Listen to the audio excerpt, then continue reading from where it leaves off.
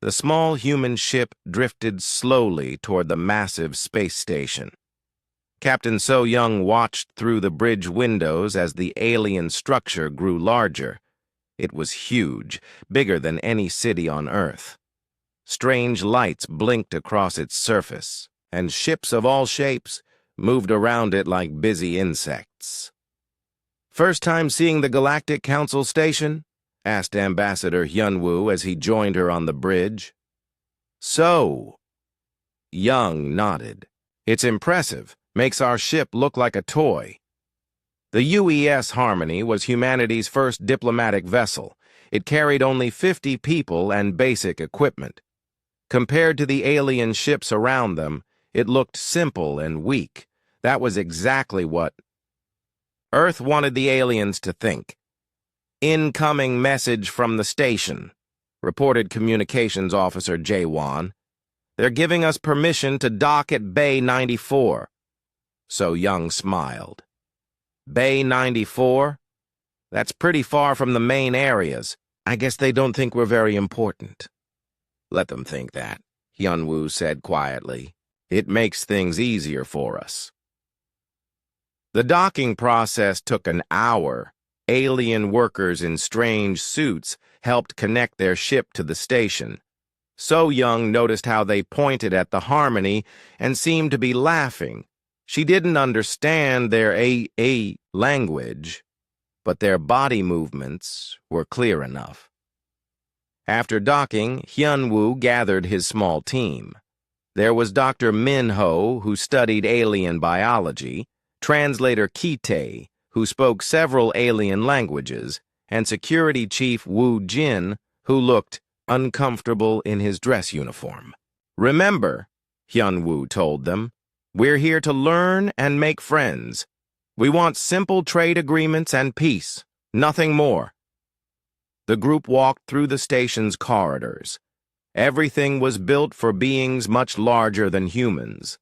The ceilings were high and the doorways were wide. Aliens of different species moved past them, some on 2 legs, others on 4 or 6. Most ignored the humans completely. Their guide was a thin, gray alien named Quilven from the Quillen Consortium. He spoke English through a translation device that made his voice sound mechanical. "The council chamber is ahead," Quilven said. "The representatives are waiting. I must warn you, some find human appearance amusing." Dr. Min-ho whispered to Hyunwoo, "Their social structure seems based on size and technology. Since we look small and our ship is simple, they probably think we're not important." The council chamber was enormous. Representatives from dozens of species sat in curved rows that went up to the ceiling. At the front, 3 beings sat at a high table. The largest was covered in thick, dark scales and had 4 arms. This was Veltor, the leader of the Vorthak Empire. His yellow eyes looked down at the humans like they were insects. To his right sat Helsin from the Quillen Consortium. She looked somewhat like a tall, thin human, but with blue skin and no hair. Her large black eyes studied the human delegation carefully. The third representative was Zeth Nor, a Vorthak military commander. He was smaller than Veltor, but still twice the size of any human. Scars covered his visible skin, and his teeth were sharp when he smiled. "So," Veltor's voice boomed through the chamber, "these are the beings from the planet." "Earth?" "Yes, honored council leader," Hyunwoo replied with a polite bow. "I am Ambassador Hyunwoo, representing the United Earth Government. We come seeking friendship and peaceful trade." Several aliens in the audience made sounds that the translation devices turned into laughter. Veltor's mouth curved into what might have been a smile. "Friendship," he repeated slowly. "How charming. Tell us, Ambassador, what does your species have to offer the galaxy?" Dr. Min-ho stepped forward slightly. "We have scientific knowledge, art, literature, and unique perspectives. We're willing to share our culture and learn from yours." More laughter filled the chamber. Zethnor leaned forward, his scarred face showing amusement. "Culture?" he said. "You arrived in a single small ship. Your technology appears centuries behind ours. What could you possibly teach us?" Hyunwoo remained calm. "Every species has something unique to offer. We believe diversity makes the galaxy stronger." Helsin spoke for the first time. Her voice was softer than the others. "The human ambassador speaks wisely about diversity. However, young species often need guidance. The galaxy can be dangerous for those who don't understand its ways." "Indeed," Veltor agreed, "which is why the Council offers protectorate status. To new species, you would receive our protection and guidance. In return, you would contribute resources and follow Council decisions." "What kind of contributions?" Translator Kite asked. Veltor waved one of his 4 hands dismissively. "Standard rates. 40% of your world's resources, plus military service when required. Your people would also need to accept Council oversight of your government." The human delegation exchanged glances. They had expected this, but hearing it still made them angry. Hyunwoo kept his expression neutral. "That's a significant commitment," he said carefully. "What if we prefer to remain independent?" The chamber fell silent. Several aliens looked shocked. Zethnor's amusement disappeared, replaced by something darker. "Independent?" Veltor's voice carried a warning. "Young species often have such dreams. Reality usually teaches them differently." Helsin tried to sound reasonable. "Ambassador, you must understand. The galaxy has many threats. Pirates, hostile species, dangerous phenomena. Without protection, new civilizations rarely survive long." "We appreciate the offer," Hyunwoo said politely. "But we would like time to discuss this with our government. Such an important decision requires careful consideration." Veltor's yellow eyes narrowed. "How much time?" 30 of your standard days should be sufficient." The council leader was quiet for a long moment. Finally, he nodded. "Very well. 30 days. But understand, Ambassador, the Council's patience has limits. We've made you a generous offer. Refusing it would be unwise." The meeting ended soon after. As the human delegation left the chamber, they could hear aliens talking and laughing behind them. The sounds didn't need translation. Back on the Harmony, the team gathered in the small meeting room. Captain So Young joined them, having listened to the entire conversation through the ship's communication system. "Well," she said, "that went about as expected." Dr. Minho looked troubled. "They really believe we're helpless. The way they talked about us. Like we're children who don't know any better," Kite added angrily. Wu Jin had been quiet during the meeting, but now he spoke up. "Did you see how they looked at us? Like we're prey." Hyunwoo activated the secure communication system. "It's time to report to Earth. I think President Ji-hoon needs to hear about this personally." The transmission took several minutes to reach Earth. When President Ji-hoon's face appeared on the screen, he looked tired, but determined. "How did it go?" he asked. "Exactly as we predicted," Hyunwoo replied. "They offered protectorate status, 40% tribute, military service, and government oversight." The president's expression hardened. "And their reaction when you asked for time? They think we're stalling because we're afraid. They expect us to accept their offer because we have no choice. Do they suspect anything about our real capabilities?" "Captain," So Young answered this time. No, sir. Our ship's design worked perfectly. They see us as a primitive species with basic technology. They have no idea what we're really capable of. President Ji-hoon nodded slowly. Good. Admiral Yunji has been waiting for this report. I think it's time to move to the next phase. Should we return to Earth? Hyunwoo asked. Not yet. Stay at the station for a few more days. Learn what you can about their military and technology. Let them think you're still considering their offer. And if they ask about our decision? The president's smile was cold. Tell them Earth is still discussing the matter. Let them think we're arguing among ourselves about whether to surrender. After the transmission ended, the human delegation sat quietly for a moment. Finally, Dr. Minho spoke. I almost feel sorry for them, he said. They have no idea what's coming. Captain So-young checked her watch. 30 days until their deadline. I wonder if they'll still be laughing in a month. Outside the ship's windows, the alien station continued its busy existence. Ships came and went, carrying beings who thought they ruled the galaxy. None of them suspected that the small human vessel docked in Bay 94 carried the seeds of a revolution that would change everything. News traveled fast in the galaxy. Within hours of the human delegation's meeting with the Council, recordings of the session were being shared across hundreds of worlds. The story was always the same.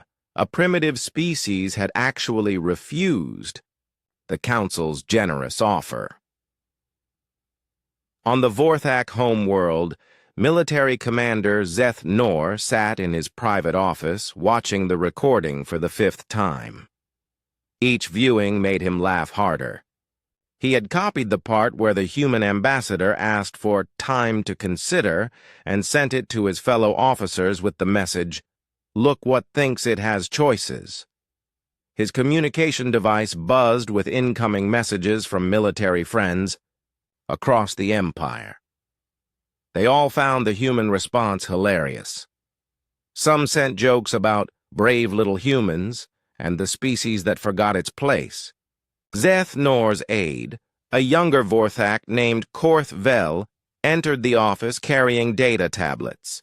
"Sir," Korth Vel said, "the intelligence report on the human homeworld is complete." "Let me guess," Zeth Nor replied, still chuckling. "One planet, basic technology, probably still using chemical rockets?" "Actually, sir, it's worse than that. They only achieved spaceflight about 200 years ago. Their longest space journey was to their own moon.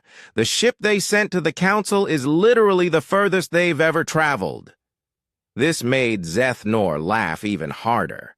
200 years, and they think they can negotiate with empires that have ruled space for millennia.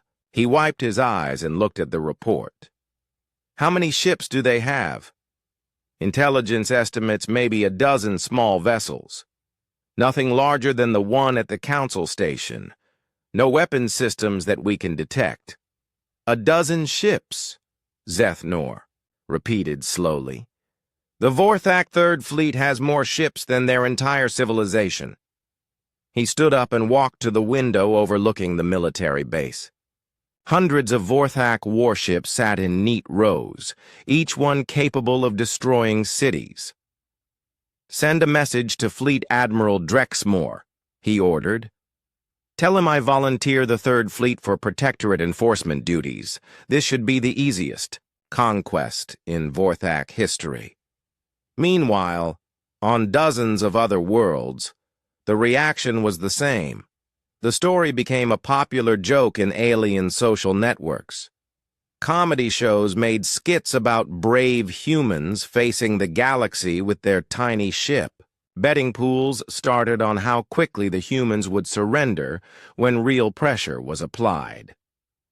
On the Quillen trade world of Velthar, merchants gathered in the central marketplace to discuss the situation.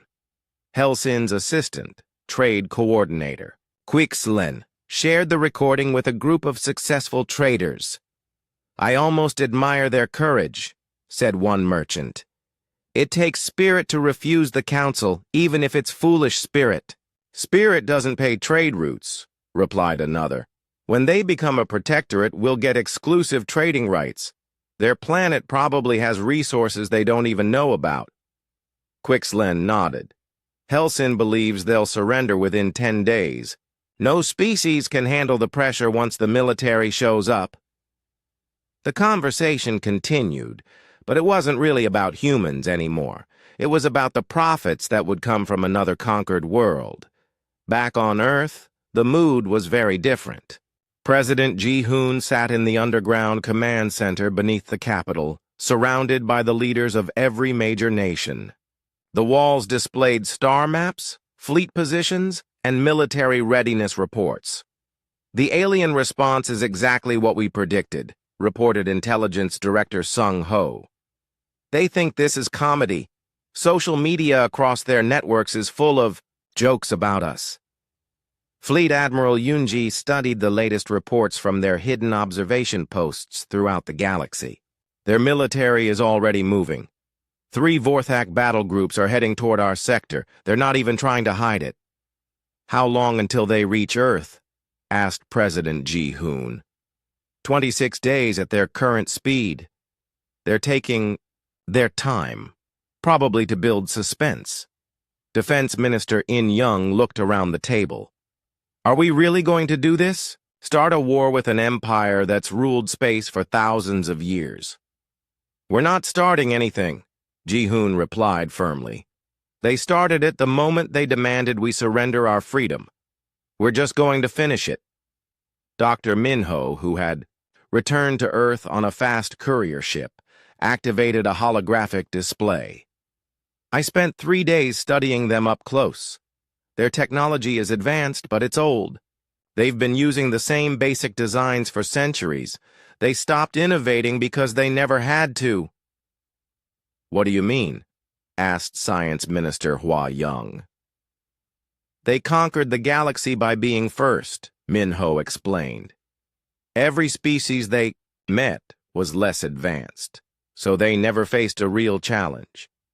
They've become comfortable, lazy even.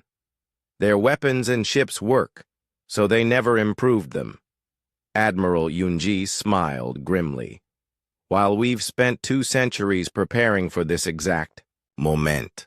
The president stood and walked to the main display, which showed Earth surrounded by what appeared to be empty space. Show them the real picture. The display changed. Suddenly, hundreds of contacts appeared throughout the solar system. Hidden. Bases on asteroids, camouflaged shipyards, defense platforms that looked like space rocks. And ships. Lots of ships. Project Deepwater has been running for 150 years, Admiral Yoonji announced.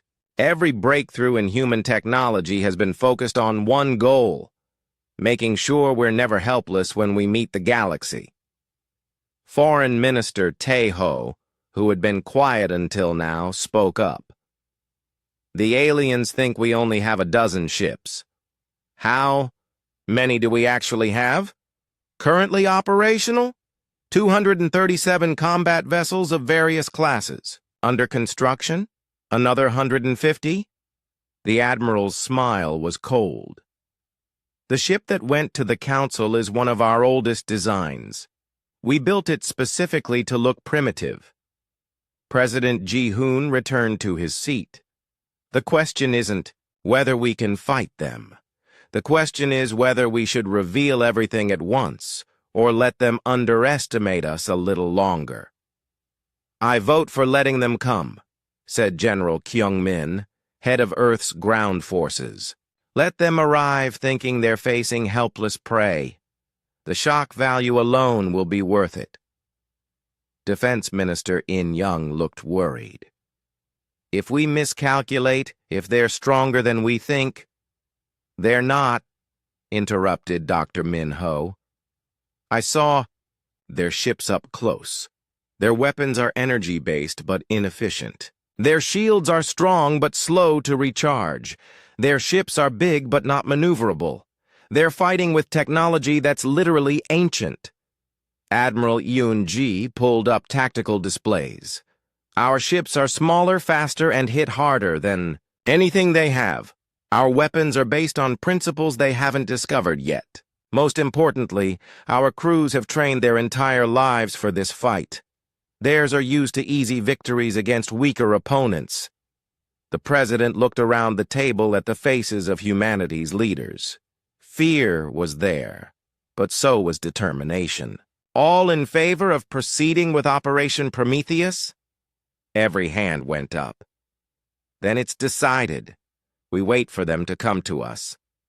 Let them think they're conquering a helpless world. When they arrive, we'll show them what happens when you threaten humanity.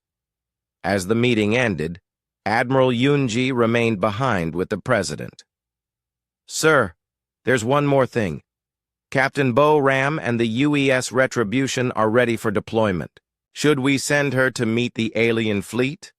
President Ji-hoon thought for a moment. One ship against an entire battle group? Won't that seem like suicide to them? That's exactly what it will seem like, Yunji replied with a grin. Right up. Until the moment it's not.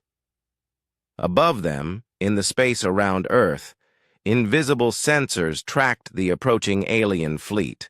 Automated messages were being prepared, warning buoys were positioned, and weapon systems were charging.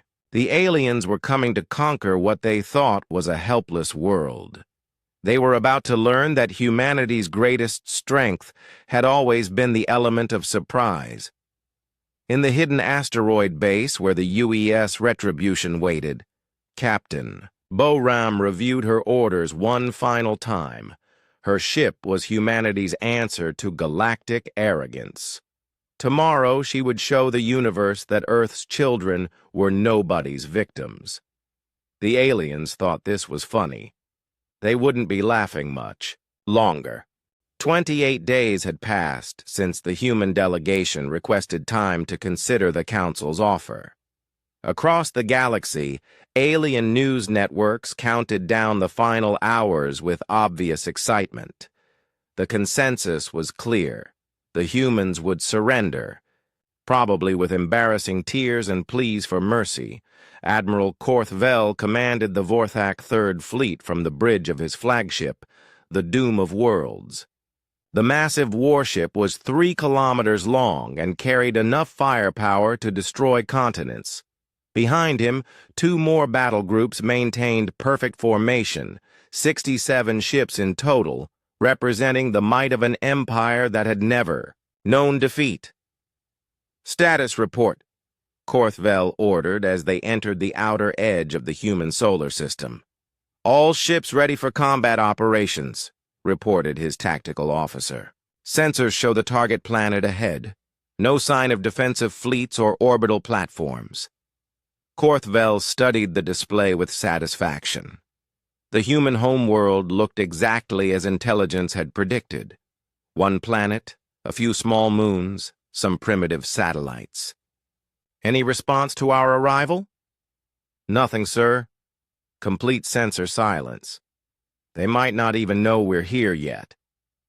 The Admiral laughed. Or they're too frightened to respond.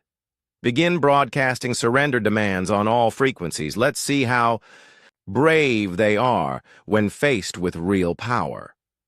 The message was simple and direct. Attention, humans of Earth. This is Admiral Korthvel of the Vorthak Empire. You have rejected the Council's generous offer of protection. Your time for consideration has expired. You will now surrender unconditionally or face the consequences of your arrogance. The fleet waited for a response. Minutes passed, then an hour. The only signals from Earth were normal civilian communications, entertainment broadcasts, commercial, traffic, everyday life continuing as if an invasion fleet wasn't sitting at their doorstep. Sir, the communications officer said hesitantly, should we move closer? Maybe their technology isn't advanced enough to detect us at this range? Korthvel considered this. It would explain the lack of response. Very well. All ships, advance. To planetary orbit. Maintain battle formation, but hold fire until they surrender. What the Vorthak didn't know was that their every movement had been tracked since they entered the solar system. Deep in an asteroid belt that looked completely natural, Engineer Tae-jin made final adjustments to humanity's most ambitious project. Stealth systems are fully operational, he reported to the ship's command crew. They have no idea we're here. Captain Boram stood on the bridge of the UES Retribution, watching the alien fleet move toward Earth.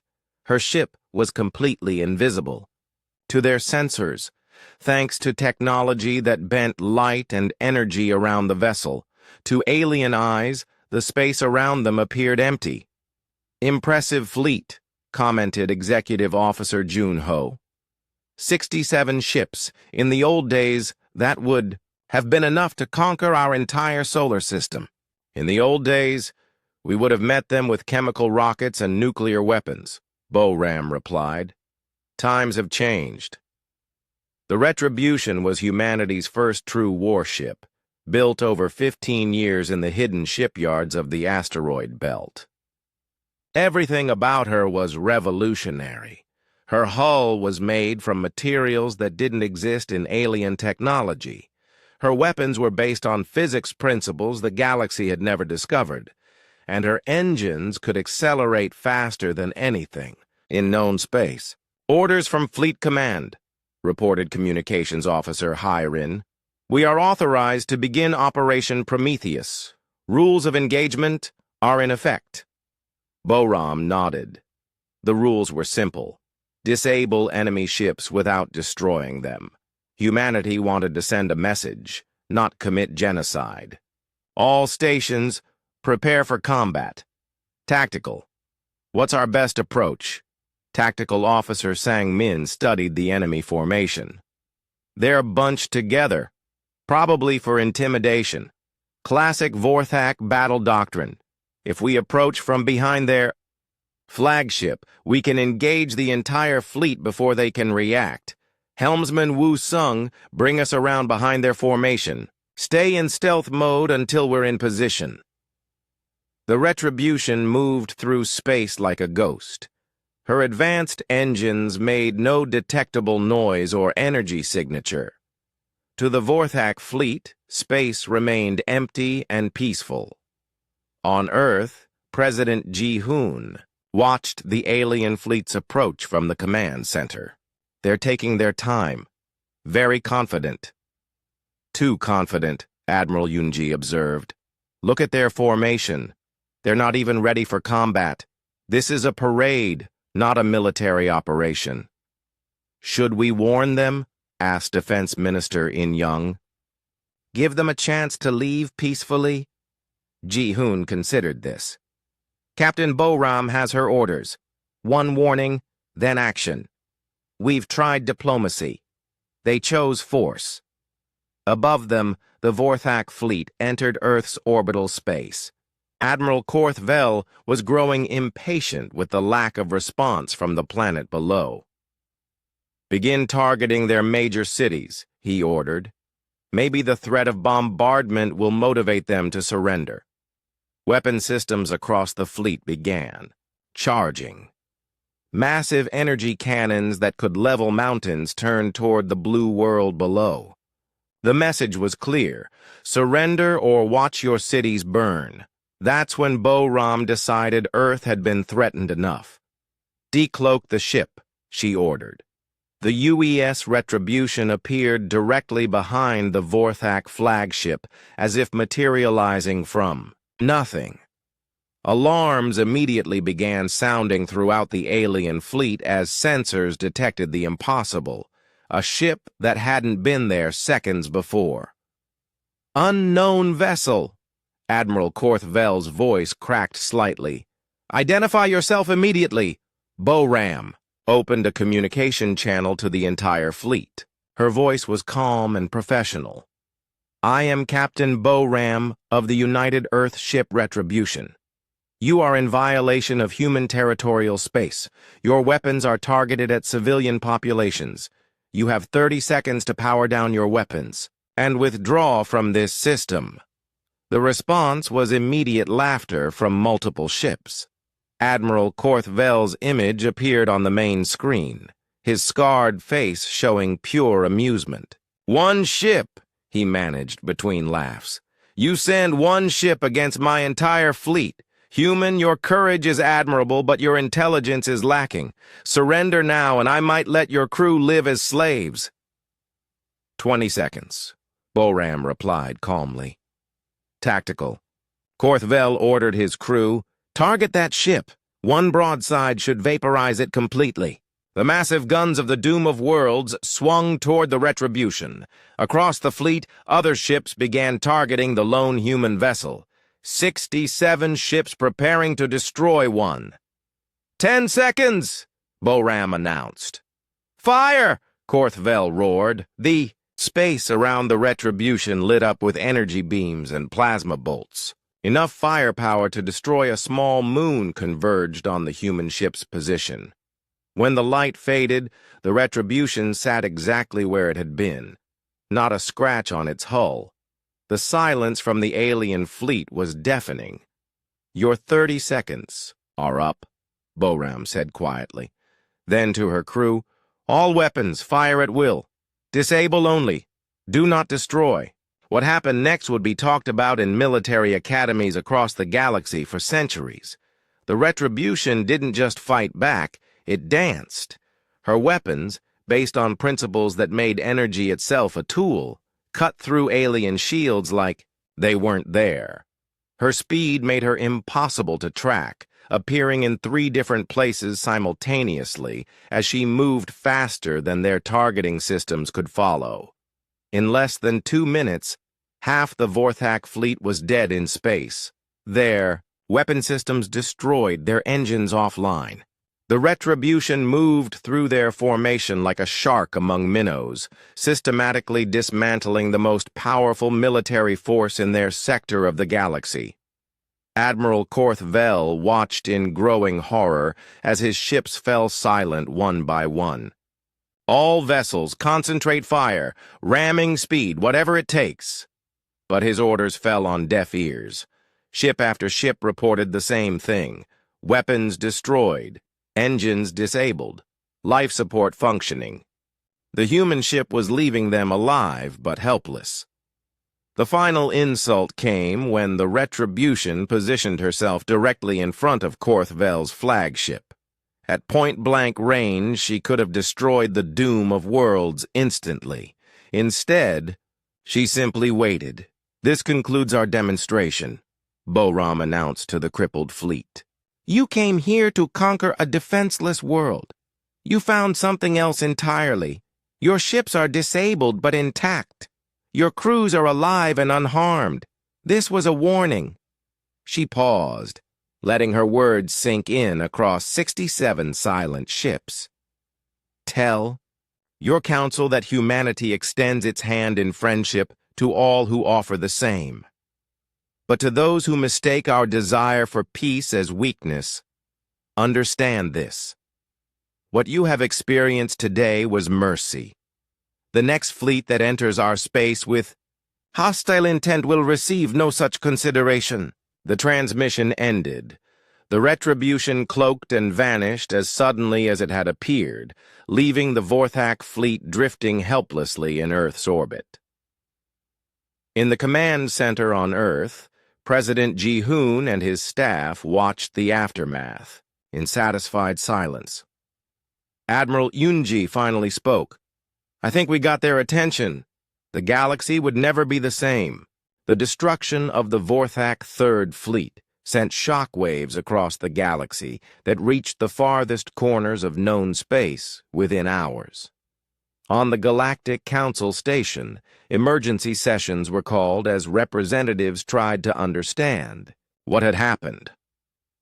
Council leader Veltor stood before the assembled delegates, his 4 arms gesturing wildly as he spoke. "Impossible! One ship cannot defeat an entire battle group. There must be some mistake in the reports. But there was no mistake. The recordings were clear, transmitted by the surviving Vorthak crews as their rescue ships arrived. A single human vessel had appeared from nowhere, absorbed the combined firepower of 67 ships without damage, then systematically disabled the entire fleet in under 8 minutes. Military Commander Zeth Nor was no longer laughing. The scarred Vorthak warrior studied the tactical recordings with growing disbelief. Their ship moved faster than our targeting computers could track. Their weapons cut through our best shields like they weren't there. How is this possible? Trade. Coordinator Hel Sin of the Quillen Consortium watched the recordings with different eyes. Where the military leaders saw impossible technology, she saw opportunity and danger in equal measure. The question isn't how they did it, she said quietly. The question is what they want. A species with this level of technology could have destroyed that entire fleet easily. Instead, they disabled the ships and left the crews alive. That suggests they still want to negotiate. Negotiate? Veltor's voice was incredulous. They humiliated the Vorthak Empire, made fools of our greatest military commanders. This is an act of war. No, Hel Sin replied firmly. This was exactly what they called it, a warning. They could have turned that fleet into dust in seconds. Instead, they demonstrated their power and sent a message. The question is whether we're smart enough to listen. But pride and fear were making rational thought difficult for many council members. The Vorthak representatives demanded immediate military response. The Zarion Trade Union called for economic sanctions. The Corvanti Empire suggested a diplomatic approach backed by the threat of force, while the council argued the real reactions were happening on worlds across the galaxy. News of the human demonstration spread like wildfire, carried by traders, mercenaries, and travelers who witnessed the impossible recordings. On the industrial world of Kethvor, factory workers gathered around public screens to watch the human ship dance through the Vorthak formation. For centuries, they had lived under Vorthak protection that felt more like occupation. Now, for the first time, they had seen the invincible Vorthak fleet reduced to helpless scrap. "Did you see how fast that ship moved?" whispered Foreman Glixtar to his workers. "Like nothing I've ever seen before." "The humans left them alive," noted worker Hexmin. "They could have killed everyone but chose not to. What kind of warrior shows that much restraint?" Similar conversations were happening on dozens of worlds. Species that had accepted council protection because they had no choice were suddenly wondering if choices might be possible after all. On Earth, the mood was very different. President Ji-hoon met with his military advisors in the Secure Command Center, reviewing reports from their observation posts throughout the galaxy. "The aliens are scared," reported Intelligence Director Sung-ho. "Half the galaxy is calling it impossible, the other half is demanding to know how we did it. Military units across 3 sectors are going to high alert." Fleet Admiral Yun-ji studied the enemy response patterns. "They're confused. They want to respond with force, but they're afraid of what else we might have hidden. Smart aliens are counseling caution. Proud ones are demanding revenge." "Any sign they're preparing for a larger attack?" asked Defense Minister In Young. "Several empires are mobilizing fleets, but they're moving slowly. They want to understand what they're facing before committing to action." President Ji-hoon nodded. "Good. Fear will make them careful. Caution will give us time to prepare for whatever comes next." Dr. Minho, recently returned from his second diplomatic mission to the Council Station, activated a holographic display showing alien news networks. "The story is spreading faster than they can control it. Independent media across the galaxy is showing the recordings. Some governments are trying to suppress them, but it's too late. What's the general reaction from civilian populations? Asked Foreign Minister Tae Ho. Mixed. Some are terrified that a new military power has appeared. Others are hopeful that someone finally stood up to the empires. On worlds under Vorthak control, there have been spontaneous celebrations. This information was particularly interesting to Admiral Yoonji. Oppressed populations celebrating our victory? That could be useful later. Don't get ahead of yourself, warned President Ji-hoon. We've won one battle against one fleet. The galaxy has thousands of worlds and millions of ships. We need to, be smart about our next moves. Captain Bo-Ram, whose ship had become the most famous vessel in the galaxy overnight, joined the meeting via secure transmission from the Retribution's hidden base. Sir, she reported, we've completed analysis of the Vorthak ships we disabled. Their technology is exactly as Dr. Minho predicted, advanced but stagnant. They've been using the same basic designs for so long that they never developed countermeasures for new approaches. Any weaknesses we missed? Asked Admiral Yoonji. Several. Their shield generators take 43 seconds to reset after overload. Their main weapons need 2 minutes to recharge between full-power shots. Most importantly, their ships are designed for intimidation, not actual combat. They're built to look scary and overwhelm primitive opponents, not fight equals. Dr. Minho pulled up comparative analysis charts.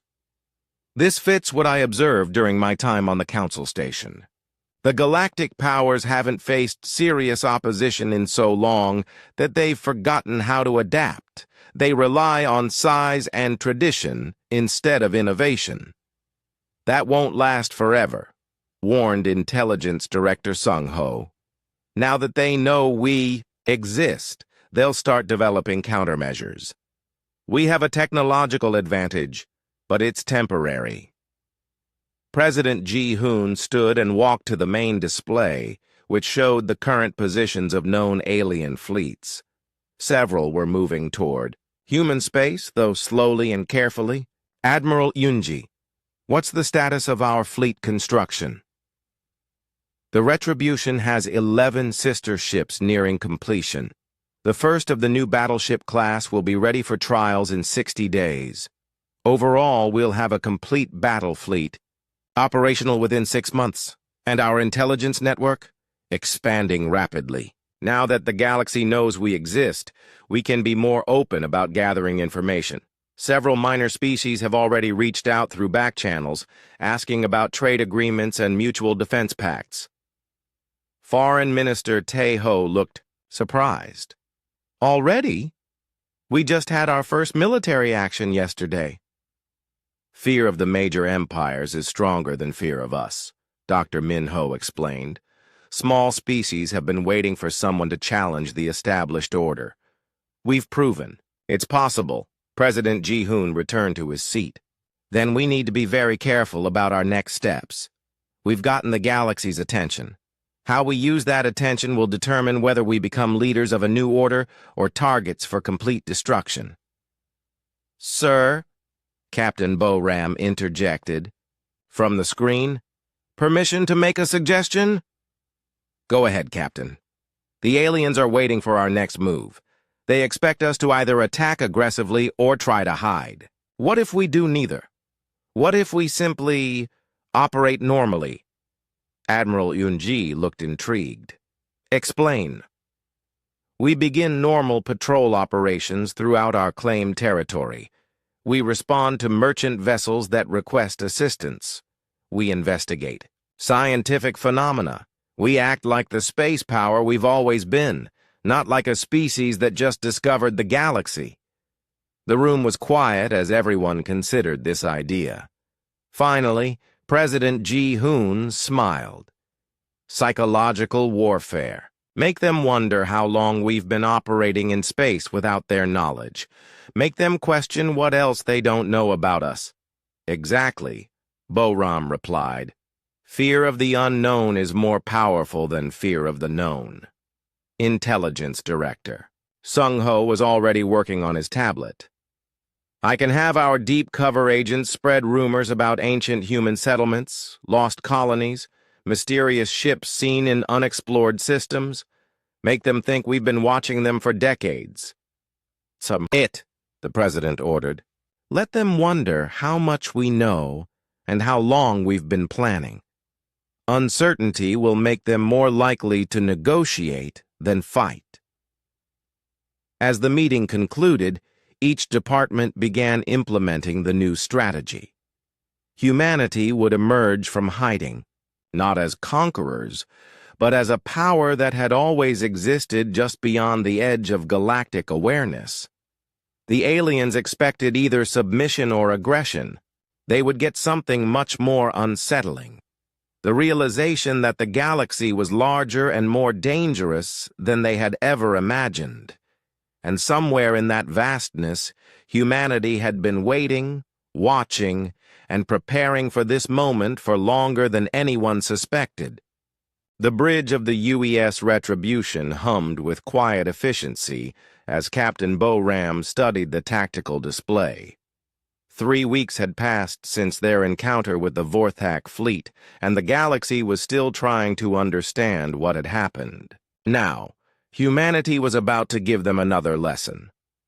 Contact bearing 27 Mark IV, reported Sensor Officer Eugene. Configuration matches Corvanti heavy cruiser. They're demanding we submit to inspection. Bo-Ram smiled grimly. The Corvanti. Empire had decided to test human resolve by sending a single ship to investigate human territorial claims. They probably expected the humans to run or hide from a proper warship. Open communications, she ordered. The main screen flickered to life, showing the bridge of the alien vessel. The Corvanti captain was a large insectoid being with multiple eyes and mandibles that clicked when he spoke. His translation came through as mechanical and hostile. Human vessel. I am Captain Thrixvor of the Corvanti warship Blade of Conquest. You are operating in disputed space. Prepare to be boarded for inspection or face the consequences. Captain Thrixvor, Bo-Ram replied politely. You are mistaken. This is human territorial space, clearly marked by warning beacons. I suggest you consult your navigation charts. The alien captain's mandibles clicked rapidly. Apparently laughter. Human, your recent victory over a few Vorthak ships does not make you masters of space. My vessel alone carries more firepower than your entire species. Submit now, or be destroyed. Bo-Ram looked around her bridge crew. Tactical Officer Sang-Min was already running targeting solutions. Engineering Officer Yuna reported all systems ready. Communications Officer Hai-Rin had recorded the aliens' threats for later use. Captain Thrixvor, Bo-Ram said calmly, you have been warned that you are in violation of human space. You have 30 seconds to change course, or I will consider your presence here an act of aggression. More clicking laughter from the alien. 30 seconds?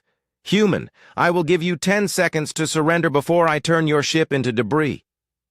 The Corvanti vessel was impressive by galactic standards.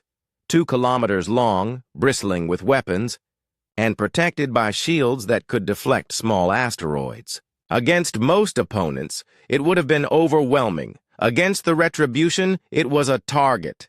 Time's up, Bo-Ram announced. Mr. Sang-Min, disable their weapons and engines. Try not to damage life support. The Retribution's weapons weren't like anything in the galactic arsenal. Instead of crude energy beams or projectiles, they manipulated fundamental forces. Gravity wells formed around the alien ship's weapon ports, crushing the delicate mechanisms inside. Electromagnetic pulses targeted specific systems, leaving others untouched. The Blade of Conquest shuddered as its weapons went offline one by one. Captain Thrixvor's confident expression changed to confusion, then fear, as his ship's systems failed without any visible attack. "Impossible!" he clicked frantically. "You haven't fired a shot. How are you doing this?" "We warned you," Boram replied simply. "Your ship is disabled, but intact. Your crew is unharmed. Consider this a lesson in human territorial rights." But Captain Boram wasn't finished. She had new orders from Earth, and they required a more comprehensive demonstration. "Mr. Jun-ho," she said to her executive officer, "signal the fleet. It's time to show our guests what they're really dealing with." Space around the disabled Corvanti ship suddenly came alive with new contacts. One by one, human vessels decloaked in perfect formation around the alien intruder. The UES Defiance appeared first, her sleek hull gleaming in the starlight. Then came the UES Vengeance, the UES Liberty, and the UES Justice. 12 ships in total, each as advanced as the Retribution, each capable of defeating entire fleets. They hung in space like predators surrounding prey, their weapons trained on the helpless alien vessel. Captain Thrixvor's multiple eyes widened as he counted the human ships. 12. You have 12 ships like yours? Captain, Boram's voice carried a hint of amusement. These are just the ships we happen to have in this sector. Perhaps you'd like to reconsider your government's position on human territorial claims? The alien was no longer clicking with laughter. His species had ruled their corner of the galaxy for 800 years, and they had never seen anything like this. This is impossible. Intelligence reports said you only had one ship. Intelligence reports can be unreliable, observed Captain Dong-hyun of the UES Defiance, joining the conversation. Perhaps your government should invest in better information gathering. Captain Hai-jin of the UES Liberty added her own comment. We're peaceful beings, Captain Thrixvor. We'd much rather discuss trade agreements than military actions, but we're prepared for either conversation. The Corvanti captain was frantically trying to send messages to his home world, but the human ships were jamming his long-range communications. He could send local transmissions, but nothing that would reach Corvanti space for hours. What? What do you want? He finally managed to ask. Boram's expression became businesslike. Simple recognition of human territorial rights. Peaceful passage for our ships through neutral space. Standard diplomatic protocols. We're not asking for anything unreasonable. And if my government refuses?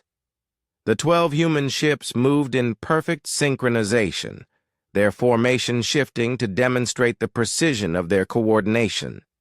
It was a subtle display, but the message was clear. This was a military force that trained together, planned together, and fought as one. Then more fleets will be sent to test our resolve, Captain Dong-hyun replied. And they will discover what you have learned today. Humanity is no longer hiding in the shadows. Unknown to the alien captain, this demonstration was being broadcast live across multiple galactic networks.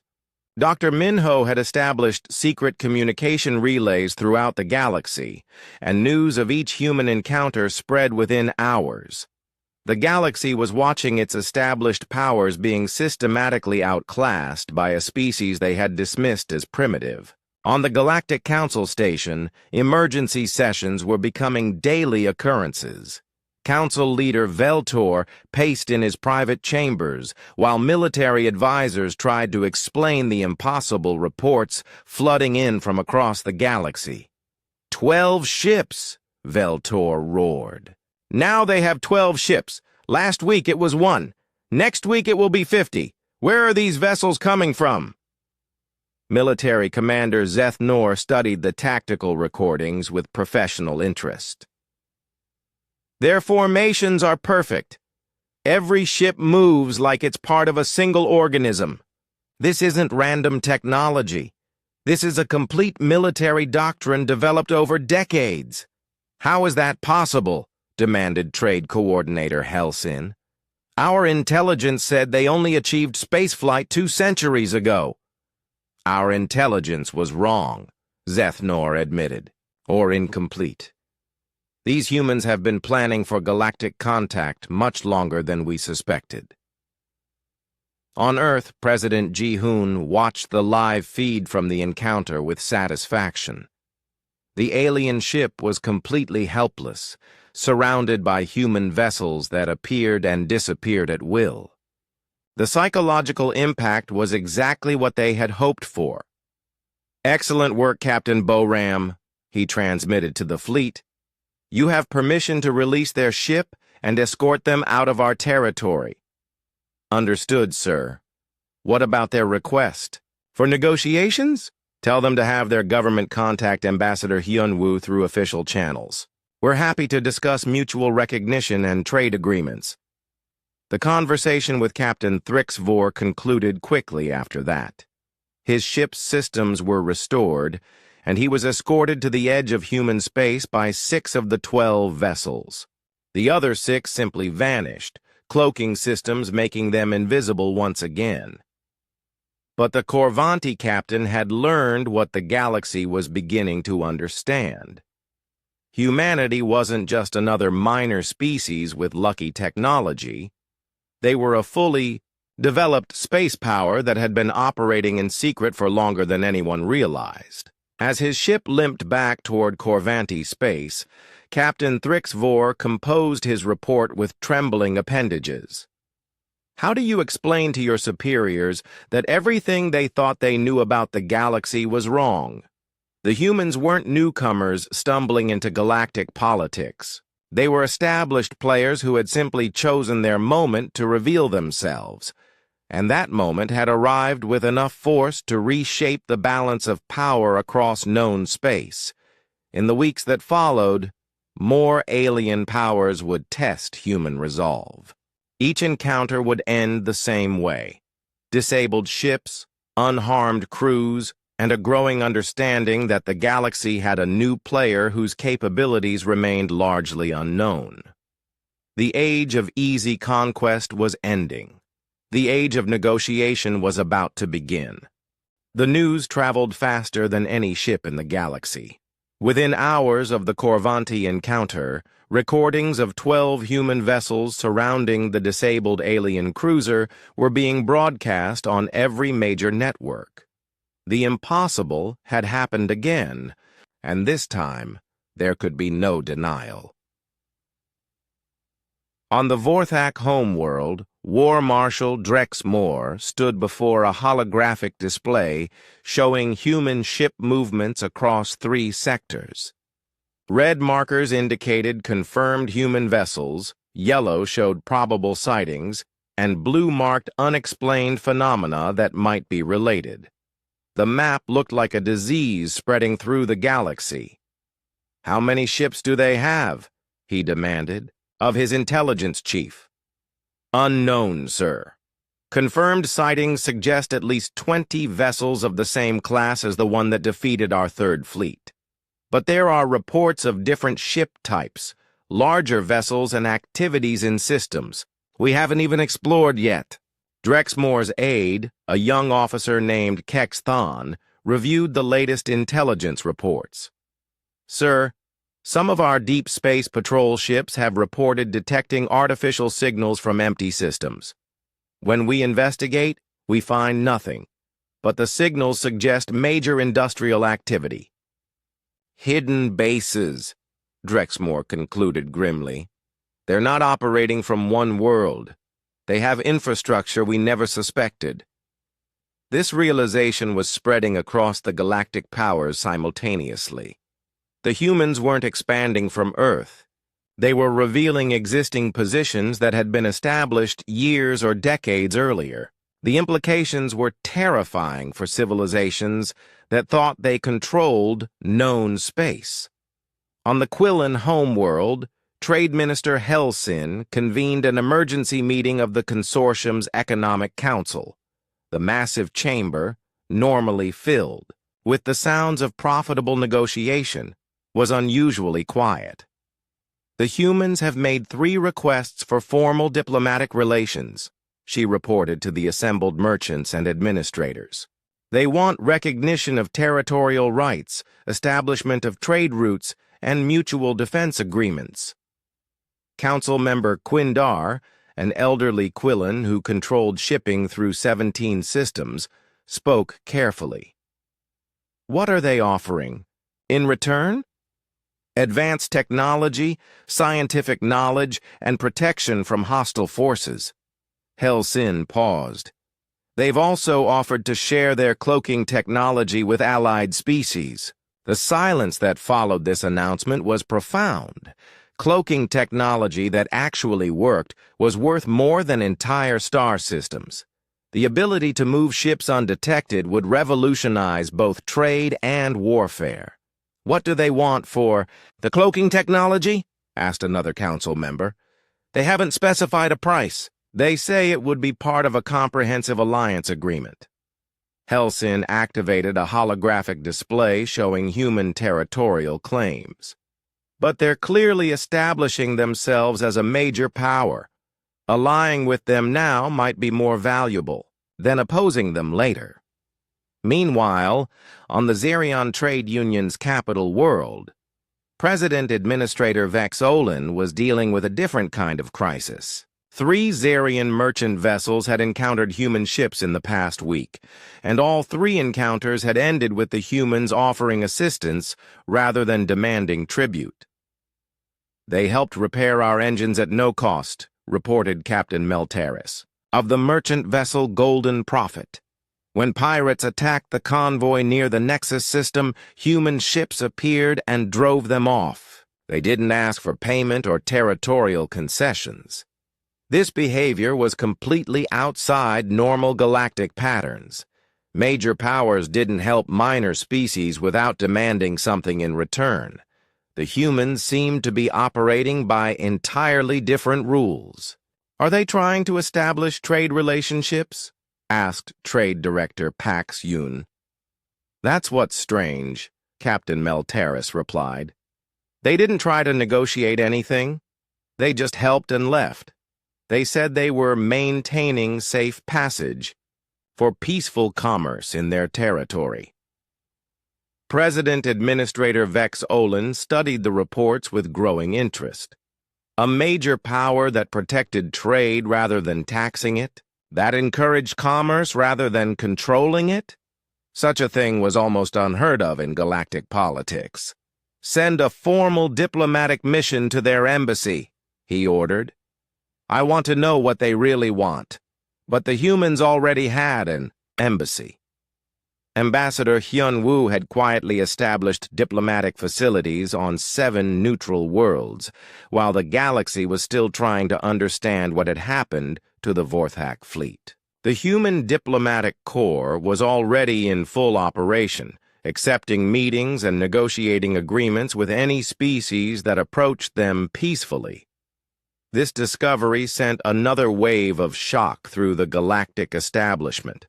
Establishing embassies required months of negotiation, security arrangements, and political agreements. The humans had somehow completed this process without anyone noticing, suggesting their diplomatic preparations had been underway for much longer than anyone realized. On Earth, President Ji-hoon met with his expanded cabinet in the Situation Room deep beneath the Capitol. The walls now displayed a 3-dimensional map of the galaxy, with human positions marked in blue and alien territories in various colors. The map showed just how dramatically the political landscape was changing. Status report, he requested. Foreign. Minister Tae-ho activated his presentation. We've received formal diplomatic requests from 18 species, including 3 major powers. The Quillan Consortium wants to discuss trade agreements. The Zerion Union is proposing mutual defense. Pax. Even some Vorthak client states are quietly asking about switching allegiances. What about the major empires? Asked Defense Minister In Young. Mixed reactions. The Corvanti Empire is mobilizing fleets but also sending diplomatic feelers. They want to negotiate from a position of strength while preparing for possible conflict. The Vorthak are purely military in their response. They're building a massive task force for what they're calling Operation Humanity. Admiral Yunji pulled up fleet deployment charts. Our intelligence suggests they're gathering ships from 12 sectors. It will be the largest military operation in galactic history, over 300 vessels. And our response? President Ji-hoon asked. Proceeding with Phase 3 of the Revelation Plan. It's time to show them our real capabilities. Dr. Min-ho, who had become humanity's leading expert on galactic psychology, provided his analysis. The aliens are responding exactly as predicted. Fear, confusion, and gradual acceptance that the galaxy has changed. Some are adapting quickly, others are falling back on military solutions. What about civilian populations? That's where it gets interesting, Dr. Min-ho replied. On worlds under imperial control, there's growing excitement about human intervention. They see us as potential liberators from oppressive governments. Independent worlds view us as possible protectors against imperial expansion. Intelligence. Director Sung-ho added his own observations. We're receiving covert communication requests from resistance movements on 17 occupied worlds. They want to know if we'll support independence movements. This was exactly what President Ji-hoon had hoped to avoid. We're not starting a galactic revolution. We're establishing our legitimate place in the existing order. But the existing order is already changing because of our presence, Foreign Minister Tae-ho pointed out. Client species are questioning why they need imperial protection when humans offer better alternatives. Trade routes are shifting toward human space because we don't demand tribute. The economic foundations of the empires are being undermined. Admiral Yunji smiled grimly. Sometimes the best way to win a war is to make it unnecessary. If the empires lose their economic base, they lose their ability to maintain large fleets. Speaking of fleets, President Ji-hoon said, what's the status of Project Tsunami? The UES Terra's Wrath will be ready for deployment in 2 weeks, Admiral Eun-ji reported. Her crew is completing final training exercises. When she reveals herself, there will be no question about humanity's ability to defend our interests. The Terra's Wrath was humanity's true masterpiece, a battleship that dwarfed anything in known space. While the Retribution and her sisters were destroyers designed for speed and precision, the Terra's Wrath was a statement of absolute power. She carried enough firepower to level continents and armor that could withstand the combined assault of entire fleets. The psychological impact will be enormous, Dr. Min-ho observed. Every alien military analyst is trying to calculate our fleet strength based on the ships they've seen. When they realize those were just our light units, they'll understand that negotiation is their only rational option, President Ji-hoon concluded. As the meeting concluded, each department head left with specific instructions for the next phase of humanity's emergence. The galaxy had seen human destroyers and cruisers. Soon they would see what human engineers could accomplish when they weren't trying to stay hidden. The age of imperial dominance was ending not with a bang, but with the quiet recognition that the strongest power in the galaxy was the one that didn't need to prove it with conquest.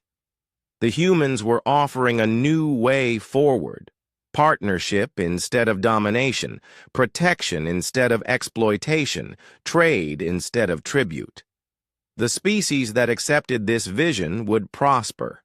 Those that clung to the old ways would discover that the galaxy was no longer theirs to control.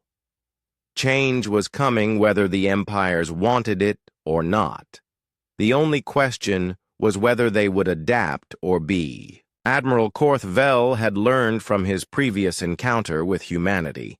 This time he commanded not 3 battle groups, but the largest military force in Vorthak history. Operation Humanity brought together ships from across the Empire.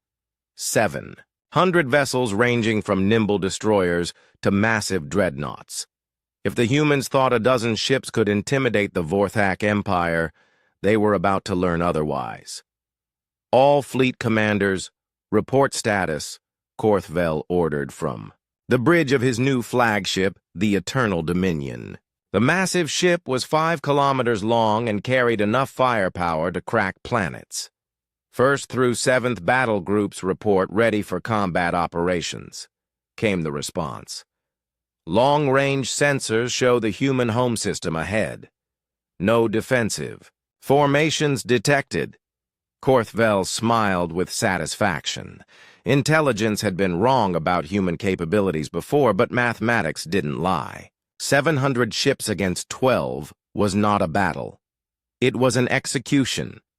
Begin advancement to the outer system. Maintain full battle formation.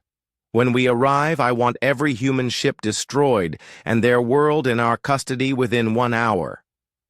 What Admiral Korthvel didn't know was that human long-range sensors had been tracking his fleet for 3 days. On Earth, President Ji-hoon watched the approaching armada with calm satisfaction. 700 ships, Admiral Yoon-ji observed. They're certainly committed to making a statement. So are we, Ji-hoon replied. Signal Admiral Soo-jin. Begin Operation Revelation. In the asteroid belt, hidden bases that had remained concealed for decades suddenly came to life. Construction yards that had built humanity's secret fleet for over a century opened their massive doors. Defense platforms that had been disguised as asteroids powered up their weapon systems, and from the depths of space, humanity's true fleet began to emerge. Captain Bo Ram stood on the bridge of the UES Retribution, now serving as flagship for the 1st Human Battle Group. Around her, 11 sister ships held formation in the void between worlds. They were no longer alone. Contact from Admiral Soo-jin, reported Communications Officer Hya-rin. The 2nd Battle Group is in position. On the tactical display, 12 more ships appeared as they decloaked near Jupiter. Then 12 more near Mars. Then another formation near the asteroid belt. Ship after ship revealed themselves until the space around Earth blazed with human vessels. My God, whispered Executive Officer Jun-ho. How many ships do we have? The answer came from Admiral Soo-jin's transmission to the fleet. All units, this is Fleet Command. Final count, 96 vessels of the line, 48 support ships, and 120 defense platforms. The Vorthak Empire wanted to see our real strength. Let's show them. Admiral Korthvel received the first reports of human ships as his fleet entered the outer solar system. His tactical officer's voice was strained with disbelief. Sir, sensors are detecting multiple human vessels. Current count, 36 ships. Acceptable odds, Korthvel replied. Continue advancement. Sir, revised count, 60 ships. They're decloaking throughout the system. Korthvel frowned, but remained confident. Still manageable. Prepare for fleet engagement. Admiral, the tactical officer's voice was now openly worried. Current sensor reading shows over 100 human vessels. And sir, something very large is approaching from the outer system. Through the viewports of the Eternal Dominion, Korthvel could see lights appearing throughout the darkness of space. Not the simple formation of a small fleet, but the complex patterns of a naval force that dwarfed anything in galactic history. How many ships? He demanded. Before his tactical officer could answer, the largest artificial object any of them had ever seen emerged from behind Earth's moon. The UES Terra's Wrath was a kilometer and a half of human engineering excellence, bristling with weapons that made the Eternal Dominion look like a pleasure craft. Admiral Su Jin's voice filled the communication. Channels of both fleets. Attention Vorthak forces. This is Admiral Su Jin of the United Earth Navy. You are outnumbered, outgunned, and operating in human territorial space without permission. You have one opportunity to withdraw peacefully. Korthvel stared at the tactical display in growing horror. The human fleet wasn't just larger than his. It was organized in ways that defied everything he understood about naval warfare. Ships moved in perfect coordination across light minutes of space. Their formation suggested tactical doctrines developed over centuries of experience. "Sir," his communications officer reported, "we're receiving messages from our client species throughout the Empire. They're reporting human ships appearing in their systems, offering protection services and trade opportunities." This was impossible. The humans couldn't have ships everywhere simultaneously. Unless... Admiral. His intelligence officer's voice was barely a whisper. Long-range communication networks are reporting human activity in systems we've never explored. Industrial signatures, navigation beacons, established trade routes. "Sir, I don't think these humans are from one world." The truth hit Korthvel like a physical blow. The species he thought had achieved spaceflight 2 centuries ago had been operating in the galaxy for much longer. How much longer? How far did their territory really extend? How many worlds did they control? On the bridge of the Terra's Wrath, Admiral Su Jin watched the Vorthak fleet's formation begin to waver. Fear was a powerful weapon, and the aliens were beginning to understand just how outmatched they were. "Admiral," reported Captain Dong Hon of the UES Defiance. "Long-range sensors show Vorthak reinforcement fleets turning back to defend their home systems. It seems our simultaneous operations are having the desired effect." Su Jin smiled. While the Vorthak had gathered their ships for one massive assault on Earth, humanity had quietly positioned forces throughout Vorthak space, not to attack, but to offer protection to any world that wanted to switch sides. The Vorthak Empire was discovering that their client species had been looking for an excuse to change allegiances for decades. "Message from the Vorthak flagship," reported the communications officer. Admiral Korthvel's image appeared on the main screen. The proud Vorthak warrior looked older than he had hours earlier, his eyes showing the strain of command decisions no military leader should have to make. "Admiral Su Jin," he said formally, "I request, parley." "Granted," Su Jin replied. "Lower your shields and power down your weapons. We can discuss terms." Terms. The future of galactic politics has changed, Admiral. The question is whether your empire adapts to new realities or clings to old methods that no longer work. As the massive Vorthak fleet powered down its weapons, in submission, similar scenes were playing out across the galaxy. Human ships had appeared in every major system simultaneously, offering partnership to those who wanted it and demonstrating overwhelming force to those who preferred conflict. On the Galactic Council station, Council leader Veltor sat in his chambers staring at reports flooding in from across known space. Every major empire was reporting the same thing. Human fleets of impossible size conducting diplomatic operations throughout their territory. A soft chime announced an incoming communication. The image that appeared showed Ambassador Hyun Woo, but he was no longer aboard a simple diplomatic vessel. Behind him stretched the bridge of what could only be described as a mobile city. Council Leader Veltor, Hyunwoo said politely. I believe it's time we had a more comprehensive discussion about humanity's role in galactic affairs. How? Veltor's voice was barely controlled. How is this possible? Our intelligence, our observations, everything we knew was incomplete, Hyunwoo finished gently. Humanity has been part of the galactic community for much longer than you realized. We simply chose when to make our presence known officially. What do you want? The same thing we've always wanted.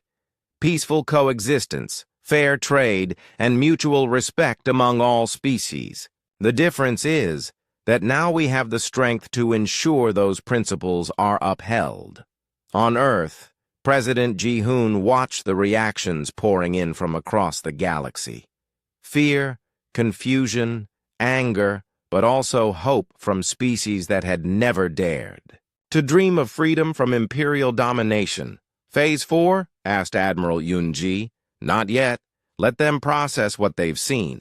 Tomorrow we'll begin offering formal alliance agreements to any species that wants genuine partnership instead of imposed protection. Dr. Minho studied the psychological profiles flooding in from their observation posts. The empires are realizing that their entire understanding of galactic power structures was wrong. That's going to create chaos in the short term, but stability in the long term, Foreign Minister Taeho added. Once they accept that the old ways are finished, we can build something better. President Ji-hoon nodded. The galaxy spent too many centuries believing that might makes right. It's time to show them that right makes might, and that the strongest civilizations are those that lift others up instead of holding them down. The age of imperial conquest was ending. The age of galactic cooperation was about to begin.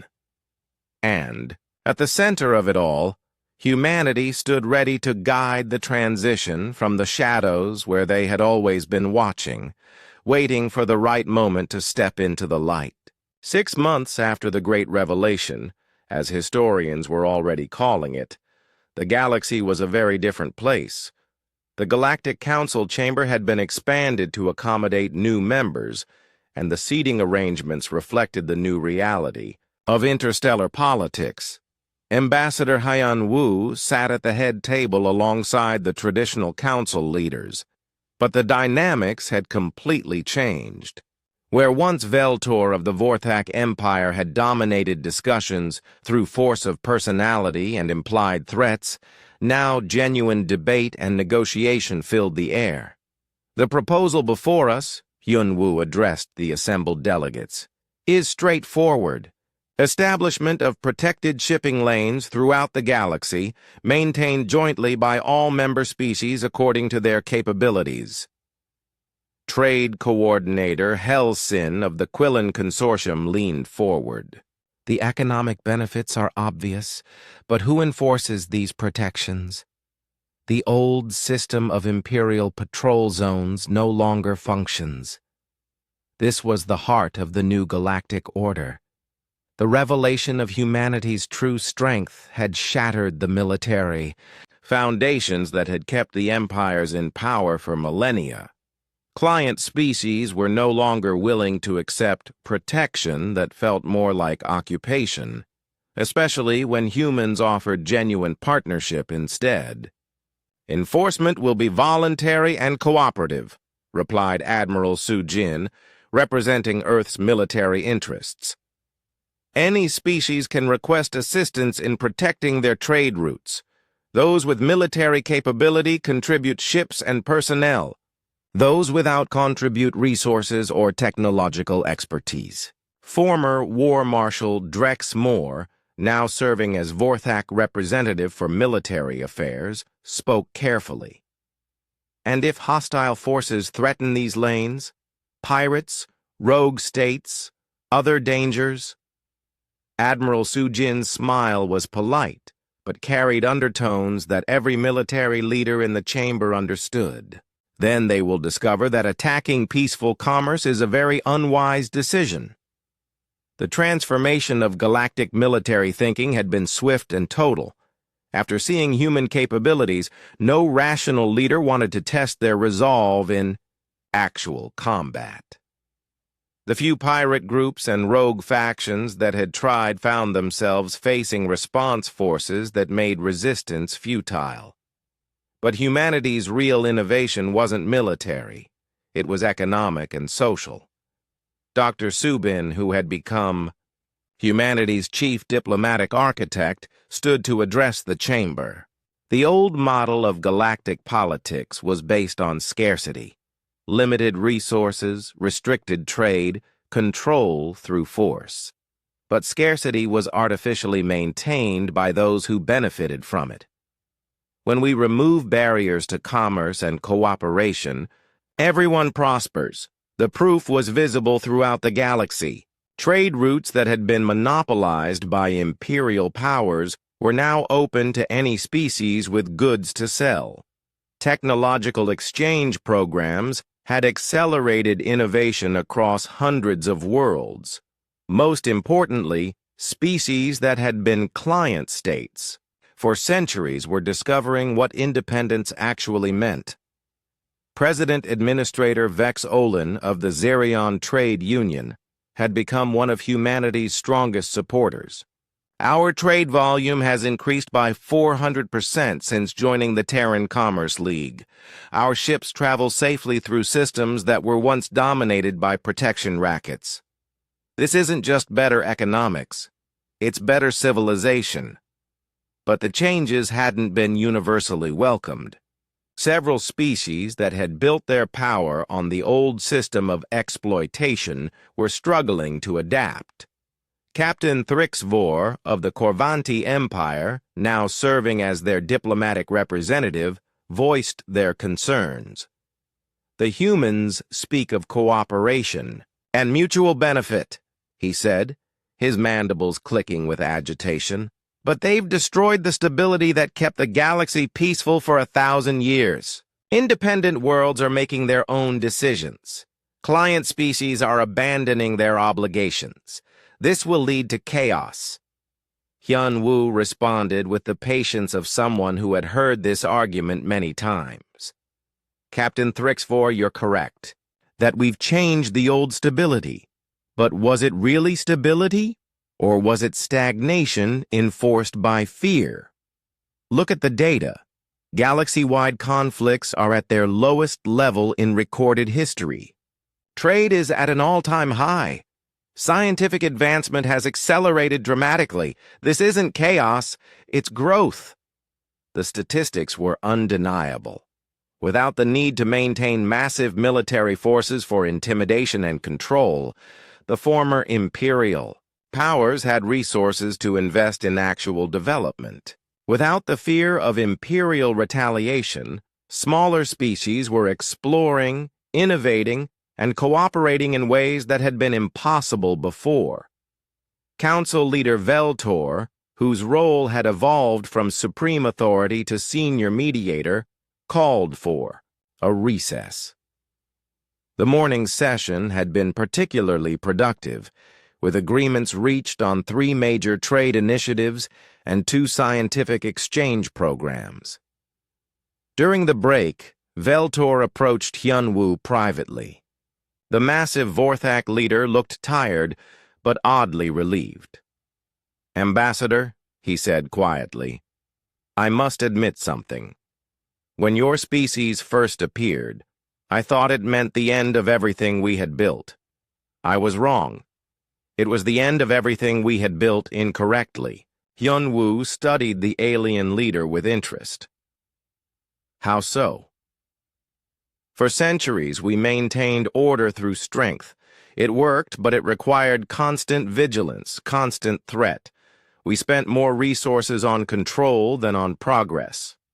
Now," he gestured toward the chamber where former enemies were planning joint missions to unexplored systems, "now we spend our energy building instead of destroying." This conversation was happening across the galaxy. Former imperial powers were discovering that cooperation required less effort than domination, and produced better results.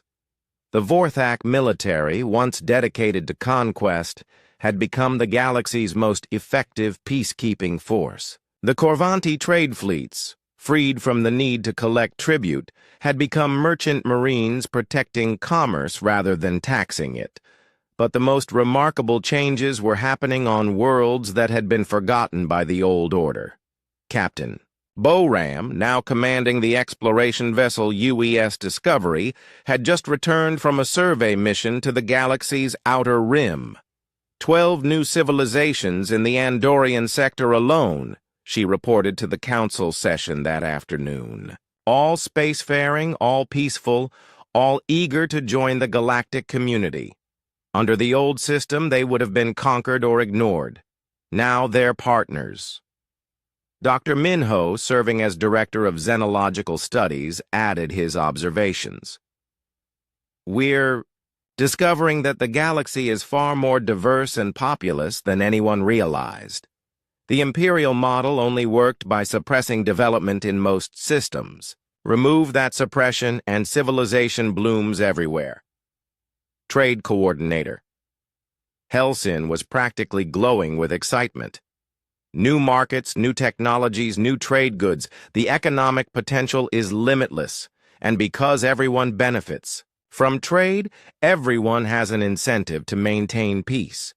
The afternoon session focused on humanity's most ambitious proposal yet, the Galactic Exploration Initiative. Rather than competing for resources in known space, the united species would pool their efforts to explore beyond the current boundaries of civilization. The galaxy is vast, Admiral Sujin explained to the assembly. We've barely explored 1% of available systems. Instead of fighting over what we know, let's discover what we don't know. Former War Marshal Drex Moore found this concept fascinating. Joint exploration fleets with crews from multiple species, shared discoveries? This is unprecedented. That's the point, replied Dr. Subin. We're creating precedents for a new kind of civilization, one based on expansion of knowledge rather than expansion of territory. The proposal passed unanimously, with even the most conservative species recognizing the benefits of cooperative exploration. Within a year, joint fleets would be pushing into the galactic core and beyond the outer rim, mapping new worlds and making contact with civilizations that had never known the galaxy's old divisions. As the session concluded, Ambassador Hyunwoo reflected on how far they had all come. The species that had once laughed at humanity's diplomatic mission now competed to offer favorable partnership agreements. The military forces that had threatened Earth were now working together to protect peaceful worlds from the few remaining hostile factions. But perhaps the most significant change was philosophical. The galaxy had spent millennia believing that conflict was inevitable, that resources were limited, that only the strong deserved to survive. Humanity had proven these assumptions wrong simply by offering a better alternative. President Ji-hoon, monitoring the council sessions from Earth, received regular reports from across human space. The news was consistently positive. New allies joining the Terran Alliance, trade agreements creating prosperity on previously impoverished worlds, scientific breakthroughs emerging from cross-species collaboration. Any regrets? Asked Admiral Yoonji during one of their regular briefings. About revealing ourselves? No. We could have remained hidden for another century, but to what end? The galaxy was stagnating under the old system. Sometimes you have to break things to build them better. And our role going forward? Ji-hoon considered this carefully. We're not rulers of the galaxy. We're not empire builders. We're gardeners. We plant seeds of cooperation and tend them until they grow strong enough to flourish on their own. The metaphor was apt. Across hundreds of worlds, the seeds of a new civilization were taking root. Species that had been enemies,